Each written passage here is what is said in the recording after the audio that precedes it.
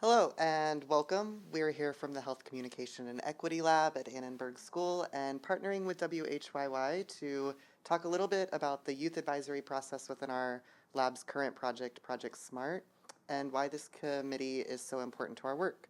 So as a quick introduction, Project SMART's overall objective is to reduce the use of tobacco as well as tobacco-related health disparities among LGBTQ youth.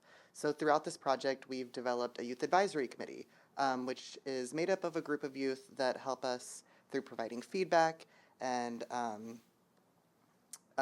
giving us ideas on how we can bolster our research methods.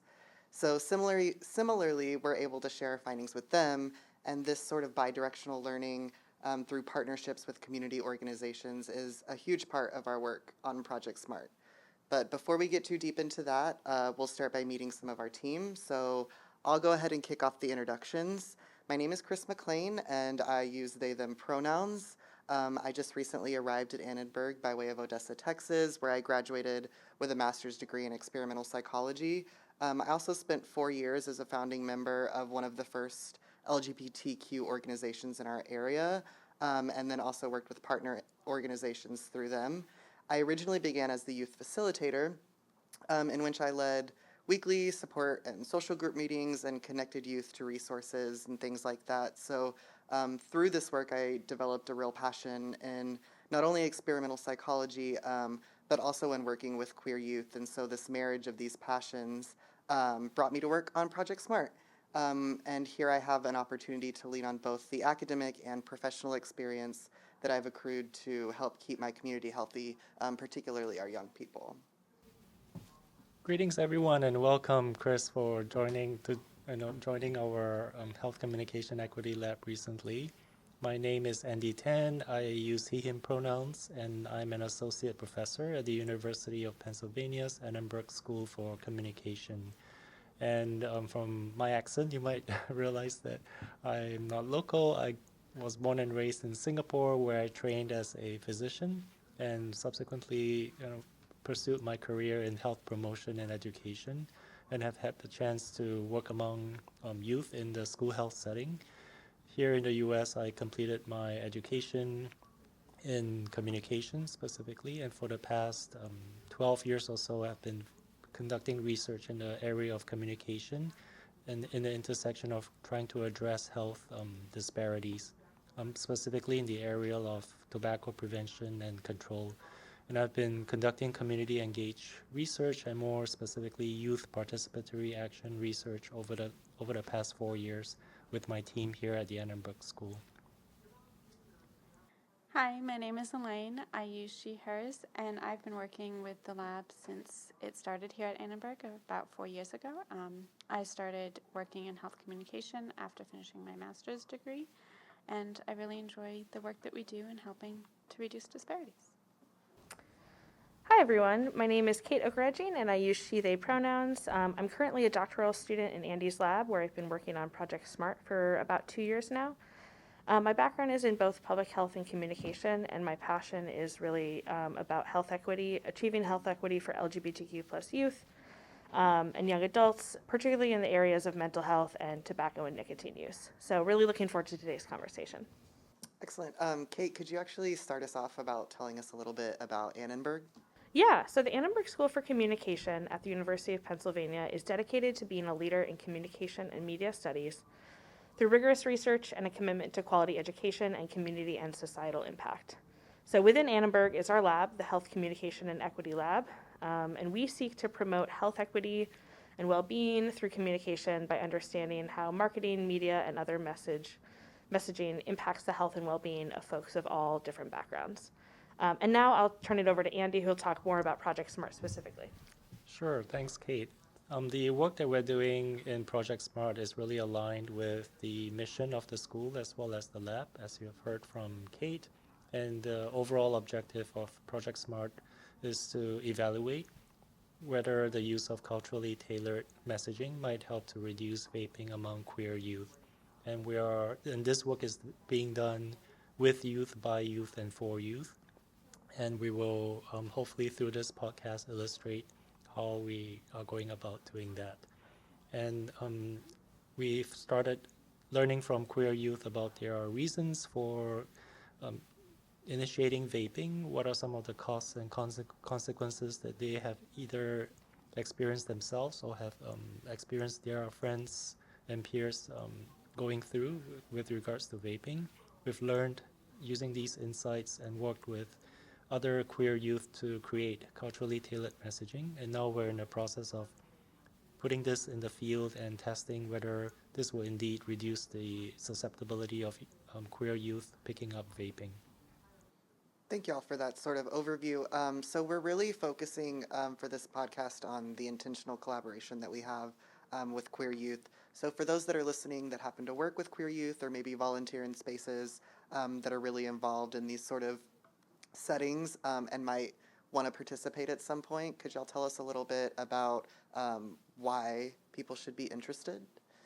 Sure, I can go ahead and get us started on this question that Chris posed. So vaping is occurring among all youth, not just among queer youth specifically, but we know from multiple research and surveys and population level studies that the levels of vaping is actually much higher among queer youth compared to their cisgender and heterosexual counterparts. So that's one of the number one reasons why we're pursuing this work and why we think this is important to have research to address this disparity. And the second reason is because there are multiple unique factors that are potentially explaining why queer youth are more likely to pick up vaping. And some of the reasons are targeted marketing by the nicotine and tobacco industry. And again, multiple studies and surveys have found that queer youth are more likely to state that they are noticing and being exposed to not just vaping advertising, but also other forms of tobacco product advertising. So that's one important, we term this as a commercial determinant of health, where the industry has a strong um, um, role to play for producing these disparities. And other unique risk factors that we have noticed in the literature include the experiences of bullying and harassment among queer youth, and that can lead to certain queer youth being more susceptible to peer norms around vaping, and that in turn leads to higher rates of vaping. There are existing anti-vaping campaigns and interventions for young people, but as from our knowledge, there's very limited available campaigns that are uniquely tailored to queer youth and their beliefs and their unique needs to try to address this problem. So again, that's where we hope to come in with this project and produce knowledge that will be useful and effective for queer youth specifically. Yeah, so as you sort of implied in there that while our specific project does focus on sort of smoking and vaping and tobacco related things, it's not just about vaping and smoking. So tobacco use is often a product of or an element of many of the disparities that are experienced by queer youth. We know that queer youth are 3.5 times more likely to attempt suicide than their heterosexual peers. And this issue is often perpetuated, like you said, by things like bullying and harassment, which are experienced by, a whopping 66% of queer youth. And these sort of adverse life experiences often lead to higher use of substance use, whether that's tobacco or something else. And it doesn't really take a lot to see those rates sort of go down. We know that having just one supportive adult drops the rates of depression and suicidal ideations exponentially. And we're also seeing more and more LGBTQ youth find community, be that online or through the kind of organizations that we collaborate with. So it all really just boils down to sort of being seen and being heard, which is part of what we're trying to do with this sort of youth advisory committee. Yeah, thank you for sharing that, Chris. So if I were to have kind of a takeaway point as we're thinking about this, it's that vaping and smoking don't exist in a vacuum. They're not, and we know that it cannot maybe sound like the most exciting or the highest priority for organizations when they're thinking about what they want to focus on. anti-smoking and anti-vaping messages may not be the highest priority. However, everything is very interconnected, so even though we might be focusing on reducing vaping, we could see this reduce rates of peer pressure and the impact of peer pressure on youth. We could see it improve and promote mental health, reduce depression and anxiety or isolation. The list goes on and on. And I want to mention that we're not just thinking about providing youth with anti-vaping resources, but we are providing opportunities to be a part of something bigger, to learn about what research is, and to engage with the decision-making process for the messages that come to them. So also thinking about it, none of us are youth ourselves. We're all well past the age of 20. But it is important to include youth in making these decisions in a way that maybe we couldn't have somebody on staff who is 13 years old. And including them in making decisions about the messaging that comes to them and their health. And that's why we really focus on these youth advisors and making sure that we're valuing the youth for their knowledge, their skills, and their insights into who they are as individuals and as a community. Yeah, so on that note, maybe we could sort of talk about what makes our project specifically unique. Sure. So I'll start this one off. But some of the novelty of our project comes from focusing on queer youth, which is important because of the disparities that we've already talked about existing, particularly between vaping and smoking-related health issues in order to narrow our scope. Project SMART is specifically seeking to lessen some of these inequities through our focus and work on the queer community and particularly queer youth. And beyond that, what we'd like to focus on in today's discussion and this podcast is our dedication to bidirectional learning, which Chris brought up in the very beginning of this podcast. And we are really committed to share what we know and learn with our youth partners as we are gaining from their insights and their lived experiences and knowledge. This I think is the greatest strength of this project, where we're not just taking from the youth, but we're also returning back to the youth useful information, skills, and so on. Yeah, so why would you say that it's so important to work with youth directly? So Elaine brought up this point earlier on that all of us in our health communication equity lab are no longer youth ourselves. And even though some of us do belong to the LGBTQ plus community, we're no longer 13 to 18 ourselves. And the other key factor or the key reason for working directly with youth is that they have so much energy, so much insights and creativity, and they are so willing to share their lived experiences with us with regards to vaping and also other priorities in life that they think matter to them most.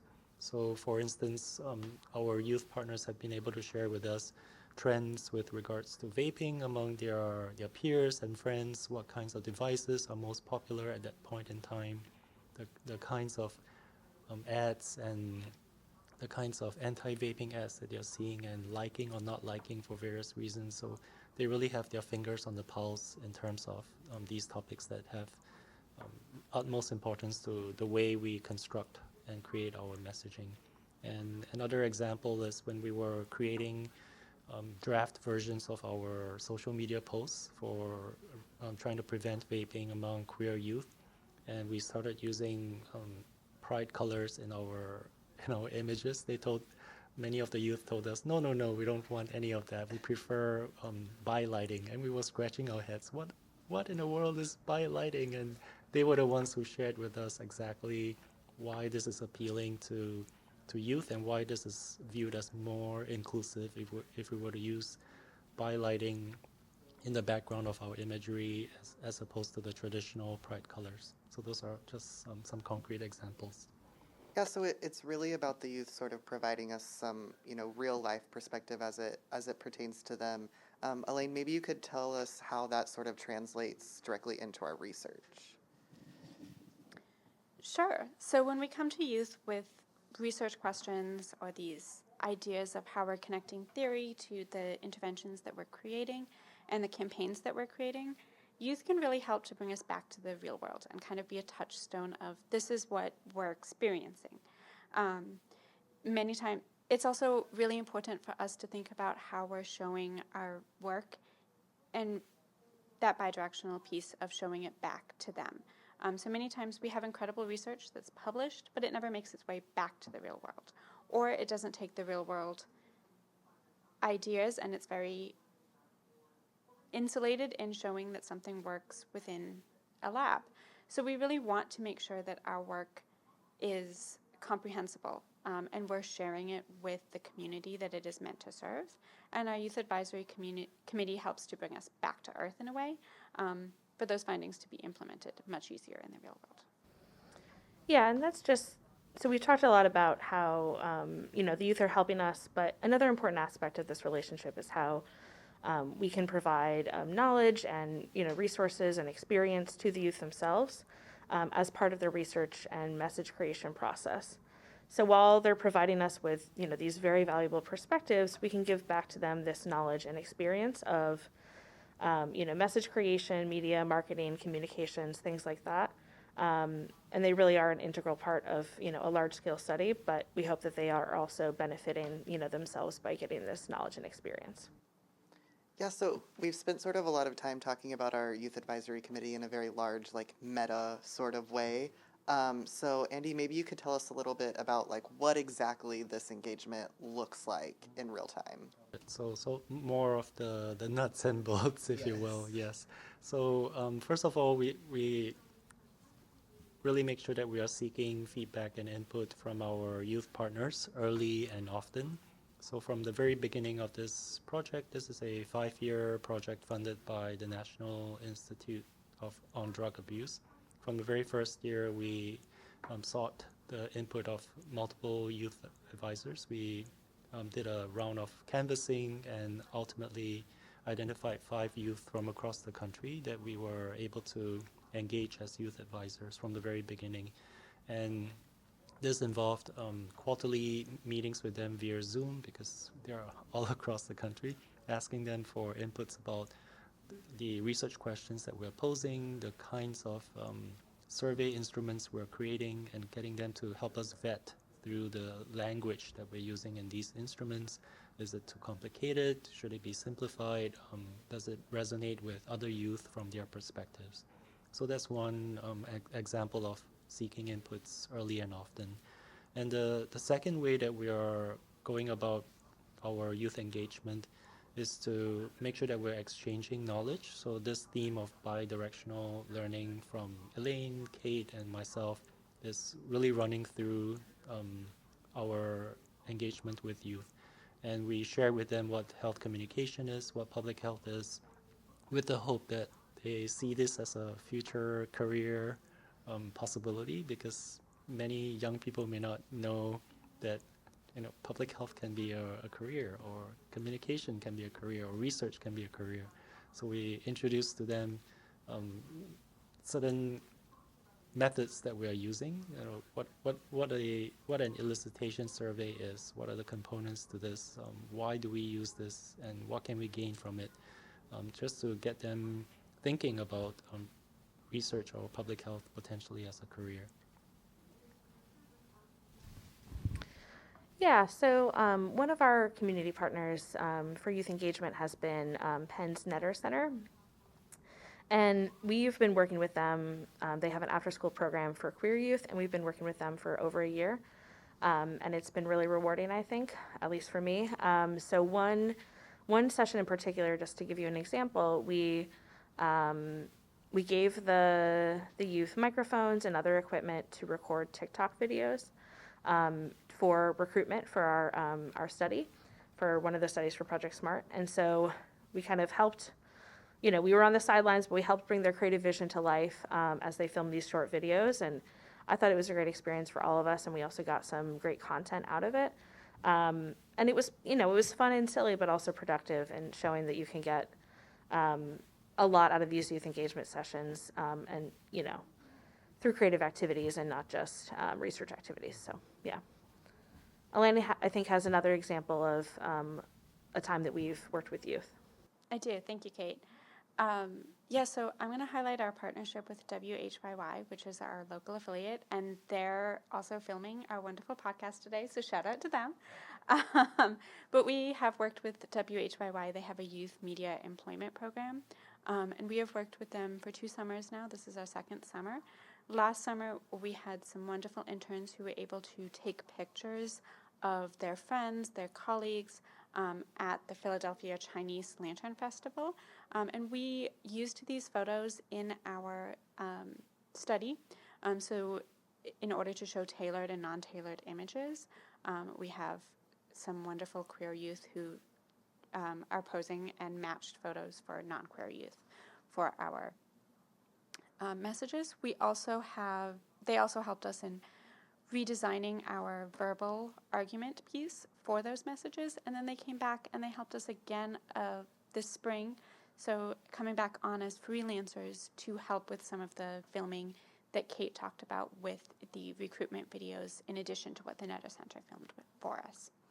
And this year we have had some excellent interns who have helped us with creating a recruitment, not a recruitment video, a video that is explaining the process of our study for participants to help maintain their enrollment and participation within the study, so to decrease retention, and to help us to film this podcast and help to share the word with you as our hopeful future partners or current partners. And another, this is important to us in having these different areas that we're interacting with youth in order to make sure that we are working and creating something that's for youth and by youth in as many ways as we can. So I will turn it back to Chris.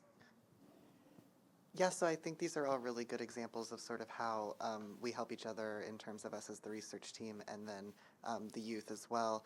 But what about challenges? Can we talk about a little bit about challenges that are unique to this sort of engagement? Yes, I can chime in to this to answer this question from Chris. So our Youth Advisory Committee has really provided us with invaluable experiences throughout this project over the past 3 to 4 years in navigating different barriers when it comes to working with outside organizations. Some challenges that we faced over the past few years has been partly related to the pandemic. So as our youth advisors were located in different parts of the country. I'm trying to schedule a time that all of us could meet at the same time synchronously. That was one challenge that we faced pretty early on in the history of the Youth Advisory Committee. And as the pandemic started to subside and school activities and schoolwork became more busy for our youth advisors, again, the ability to try to meet as a group, became less consistent. So that was one challenge that we faced, and that meant that we needed to be flexible to cater to the availability and the needs of our youth advisors.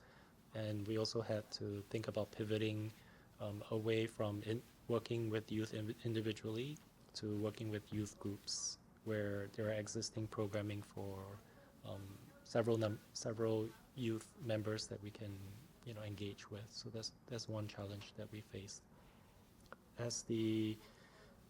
We are also doing a lot of work with nonprofit organizations. So perhaps Chris, you could share from your insights of having directed an organization.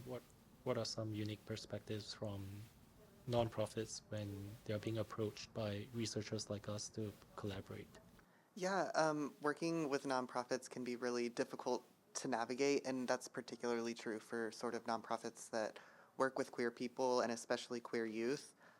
So as I had touched on in our introduction, and as you sort of implied again, I spent a few years working for one of the first queer nonprofits in West Texas, and it was just very taxing. So there's barriers in every nonprofit, but this is especially true, again, for queer nonprofits, and that's true in places like West Texas, but also places like here, sort of anywhere.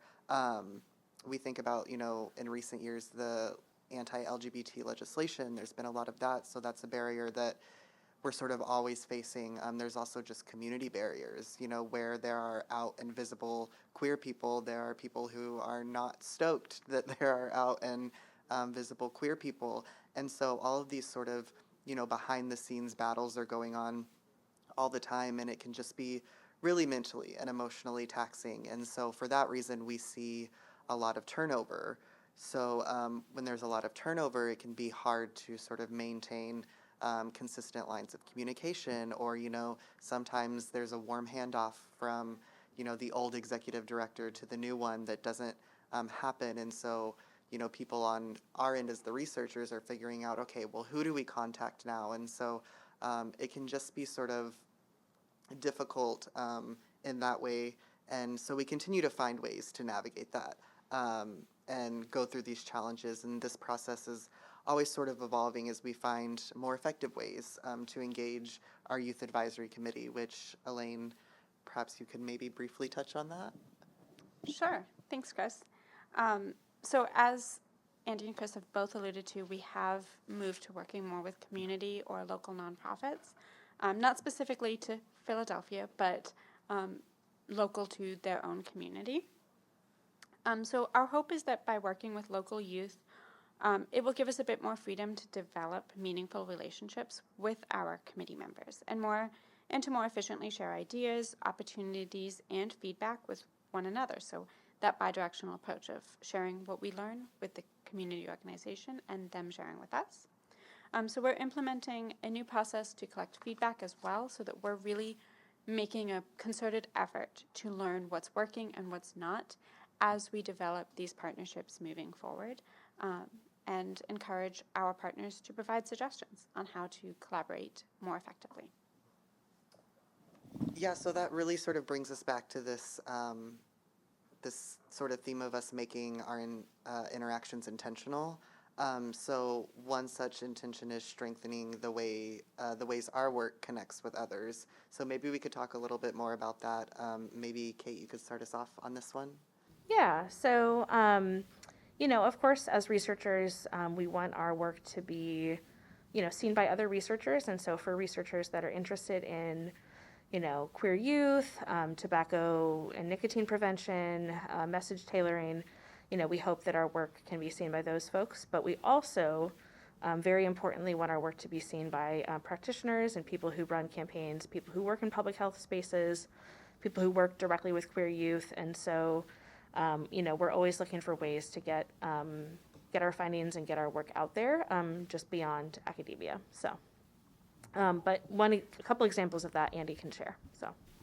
Sure, and beyond presenting at scientific conferences to our peers in research, we've also presented our work at youth advocacy meetings. So these are youth as well as youth groups who are sort of reaching out to very energetic, enthusiastic, and passionate youth across the country to form coalitions around projects that are related to reducing substance use and improving mental health among young people and youth across the country.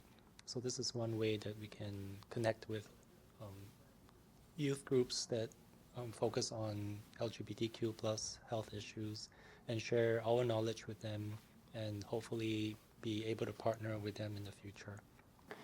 Yeah, so this is really where you, as our listeners, come in and helping us to make sure that our findings are not only useful to the research community, because they are useful to you too. So the results of our project are things that we are going to share with our partner organizations and other organizations that serve queer youth to help inform them about ways to prevent vaping in an effort to reduce vaping on a more macro scale. So further, we also want to be able to share our findings online in ways that the general public can easily consume in order to further advance our knowledge of anti-vaping strategies. So we hope to present our work in ways that are digestible to the everyday person, to youth-based nonprofits, to after-school programs, teachers, mental health counselors, and other youth-focused professionals who are collaborating and supporting queer youth on a daily basis. We are always looking for ways to collaborate, so this is my little call to action. in getting research out there to you, so feel free to reach out and we'll have information on that later. But yeah, if you're interested in partnering, call us. So I think that's a good place, maybe on that note, as we sort of come to a close, maybe we could go around and have each of you in 20 seconds or less tell us something that you'd like to see happen in the near future, and maybe Andy, you can start us off with that.